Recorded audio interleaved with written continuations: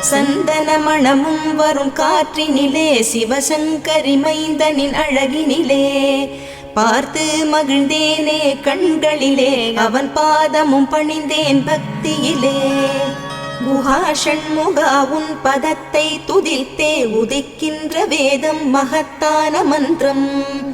அகம்பொளிருகின்ற சுடர் உந்த நாமம் தரும் இன்பமெல்லாம் கடம்பா கந்தா மனம் பாடுகின்ற துதிப்பாடல் எல்லாம் குறை ஒன்றும் இல்லாத உன் பாடலாகும் மனம் உருகி பாடி அடி போற்றினேனே அருள்வாய் அருள்வாய் துயர் தீர்க்க வருவாய் சிறகிரியில் சிரம் பணிவோர்க்கு துன்பம் ஒன்றும் இல்லையே